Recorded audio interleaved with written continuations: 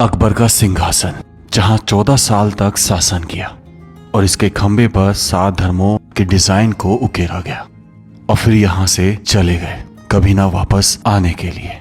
क्यों गए, ये अपने आप में बहुत बड़ा सवाल है। इसी के साइड में खजाना रखा जाता था इन 24 छोटी कोठरियों में, लेकिन खजाने के बाहर बनी ये छतरी गुजराती, राजपूताना शैली और वास्तुकला के हिसाब से बनाई गई, लेकिन मुगल कला नहीं थी। ऐसा क्यों किया अकबर ने, कोई नहीं जानता। 176 खंभों से बना ये 5 मंजिल का महल, जिसमें किसी भी तरफ कोई दीवार नहीं है, किस काम आता था, आज भी एक रहस्य है। लेकिन आज हम एक कोशिश करेंगे इन सब चीजों के बारे में जानने की, 99.99% सच जानने की। इसे अकबर की ख्वाबों की नगरी कहा जाता था, अकबर का स्वर्ग। लेकिन मजबूरन उसे छोड़ना पड़ा और उनके साथ चली गई यहाँ की प्रजा भी, बहुत सारे सवाल छोड़कर पीछे, जिनके जवाब हम आज जानेंगे। सामने दिख रही ये इमारत दीवाने खास है, अकबर का दीवाने खास, जिसमें अकबर अपने नवरत्नों के साथ बैठकर मीटिंग किया करते थे। उनके नवरत्नों में अबुल फजल, जो उनके मुख्य सलाहकार थे, फैजी, जो एक दरबारी कवि और शिक्षाविद थे, तानसेन, संगीतकार, बीरबल, जो अपनी बुद्धिमता और हाजिर जवाब के लिए प्रसिद्ध थे, राजा टोडरमल, जो वित्त मंत्री थे और भू राजस्व प्रणाली इन्होंने विकसित करी थी, राजा मानसिंह, कौन नहीं जानता, अकबर के सेनापति, अब्दुल रहीम खान ए खाना, प्रसिद्ध कवि और बैरम खान के पुत्र थे, हकीम हुमाम, उस समय के वैद्य या कहें डॉक्टर थे, मुल्ला दो प्याजा, अपनी बुद्धिमता और चुटकुलों के लिए काफी प्रसिद्ध थे। इन सब के साथ बैठकर अकबर इस इमारत में बने इस सिंहासन पर बैठे थे। इस सिंहासन को 4 रास्तों से जोड़ा गया था। एक रास्ता आने जाने के लिए था और 3 रास्तों पर तीनों 3-3 करके नवरत्न बैठा करते थे, जिनसे वो अपनी मीटिंग्स किया करते थे। अकबर का सिंहासन एक खंबे पे टिका हुआ है, जिसके बारे में कहा जाता है कि इसके ऊपर 7 धर्मों को उकेरा गया। जो सबसे नीचे वाला धर्म है वो है बुद्धिज्म को दर्शाता है, जो एक राउंड की तरह बना हुआ है। इसके ऊपर आप जाओगे तो एक धर्म जो शायद आपने कभी ना सुना हो, उसका नाम था उमर खैया, उसको दर्शाता है। इससे ऊपर जाते ही आपको लोटस फ्लावर जैसे कुछ चीजें दिखेंगी जो हिंदू धर्म को समर्पित था। उसके ऊपर ये सिख धर्म को अपनाता हुआ एक डिजाइन बनाया गया। फिर छोटे से जो आज दिख रहे हैं वो क्रिश्चियन धर्म को अपनाते हुए दिखाए गए, जो एक क्रॉस को दर्शाते हैं। ऊपर जाके तो कोई थोड़े बड़े मेहराब दिखाई देंगे जो मुस्लिम धर्म को बताते हैं। और उससे ऊपर जाते हैं तो ये डिजाइन पर्शियन डिजाइन है। आपने ये डिजाइन ताजमहल के ऊपर भी देखा होगा, क्योंकि ज्यादातर जगह जो है उस समय फारसियों ने बनाई थी। फारसी कहें तो आज के समय में ईरान। इस खंबे के बारे में कहा जाता है कि अगर आप सोचोगे कि इसको आपको पकड़ना है तो आप इसे पकड़ नहीं पाओगे, और अगर आप ये नहीं सोचोगे कि इसको पकड़ना है तो आप इसे दोनों हाथों से पकड़ लोगे। ऐसा कहा जाता है। फिलहाल इससे डिस्टेंस रखी गई है ताकि इसके पास जाए ना, नक्काशी खराब ना हो, क्योंकि ये तकरीबन 450 साल पुरानी इमारत है। यहाँ पर ये जाली देख रहे हैं, इस जाली के 2 काम हुआ करते थे और मुगल शैली में अक्सर ये बनाई जाती थी। पहला काम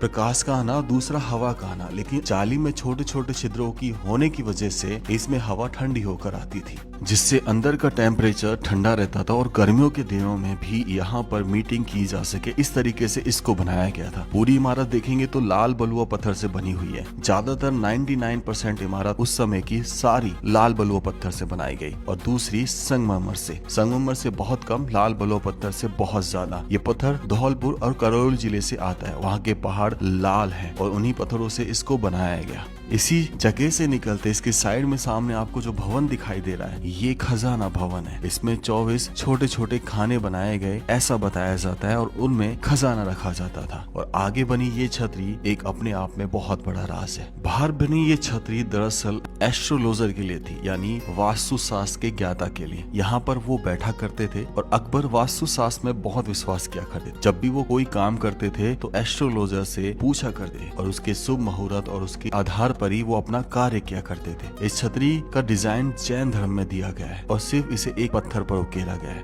अंदर इस छतरी के बने हुए कुछ डिजाइन आपको नजर आएंगे जो कहीं ना कहीं नक्षत्र, इसमें कोई दोहराए वाली बात नहीं थी कि ये जगह एस्ट्रोलॉजर के लिए बनी थी। इसी के जस्ट पीछे जो ये रूम है, ये 3 रूम है। इन तीनों रूमों में टोटल 24 खाने बनाए गए, यानी 24 लॉकर बनाए गए, जिनमें वो नवरत्न, ज्वेलरी और अपने सोने को रखा करते थे।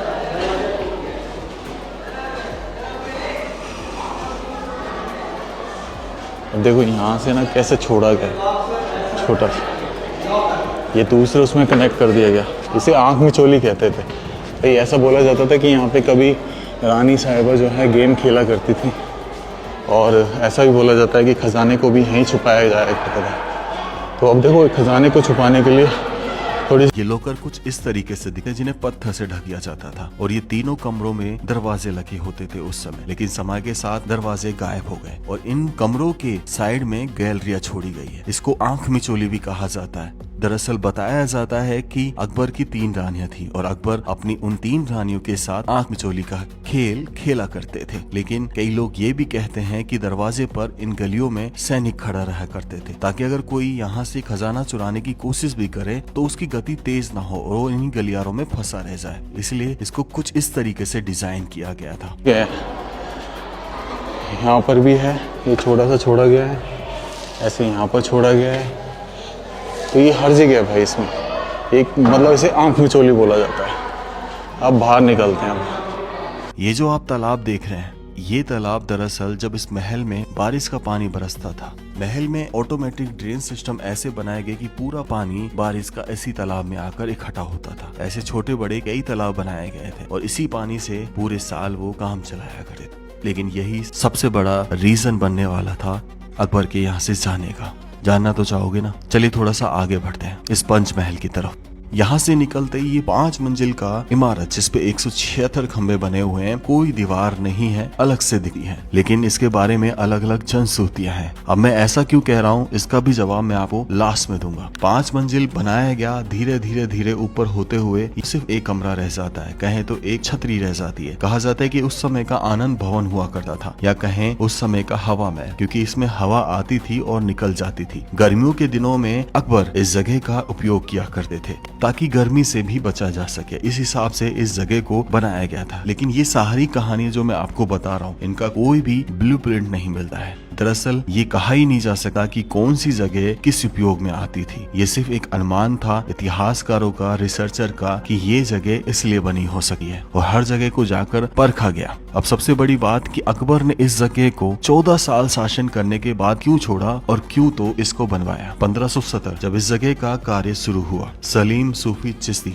ये वो शख्स थे जो फतेहपुर सीकरी बसने से पहले यहाँ पर एक गांव हुआ करता था, और यहाँ पर इनका नाम काफी प्रसिद्ध था। ये एक संत हुआ करते थे। अकबर जवान था, शादी भी हो चुकी थी, लेकिन उसके बेटे नहीं हो रहे थे, इसलिए वो आगरा से पैदल चलकर इस फतेहपुर सीकरी के छोटे से गांव में सलीम बाबा से मिलने आता और एक पुत्र की कामना करता है। लेकिन सलीम बाबा ने उन्हें 3 पुत्र होने का आशीर्वाद दिया। सबसे पहला पुत्र जो जन्मा, उसका नाम इन्हीं बाबा के नाम पर रखा गया, सलीम, जिसे नूरुद्दीन कहा जाता था, जिसे शेखू बाबा भी कहा जाता था। और जब 1505 में उनको ताज पहनाया गया तो उनका नाम पड़ा जहांगीर। ये सलीम तब 1570 में खुश होकर इस जगह का निर्माण कार्य अकबर ने शुरू करवाया, और 1572 में सलीम बाबा अपना देह त्याग देते हैं। तब उन्हीं के लिए इस बुलंद दरवाजे के अंदर, इस फतेहपुर सीकरी के अंदर एक छोटा सा मकबरा बनाया गया, जो आज आध्यात्म का हिस्सा है। लेकिन फिर 14 साल यहाँ पर राज किया, शासन किया, और फिर अचानक से चले। दरअसल यहाँ पर रहने वाली प्रजा को एक समस्या आने लगी, पानी की। इस साम्राज्य में पानी बहुत कम था, उसी वजह से उनकी प्रजा धीरे धीरे छोड़कर जाने लगी। लेकिन उसी समय कुछ ऐसा भी होता है कि फारसी जो है आक्रमण कर देते हैं, तो उनसे लड़ने के लिए अकबर लाहौर चले जाते हैं और फिर कभी नहीं लौटते। 1505 में उनकी मृत्यु आंतों के इन्फेक्शन से हुई, जिसे पेचिस रोग कहा जाता है, और उनका मकबरा यहीं फतेहपुर सीकरी से तकरीबन 15 किलोमीटर दूर सिकंदराबाद में स्थित है, और वो बहुत बड़े एरिया में फैला हुआ है। आपको ये वीडियो कैसा लगा, अपने विचार जरूर रखिएगा। राम राम से सभी को। खम्मा गणिसा राजस्थान, मेरा देश मेरा भारत।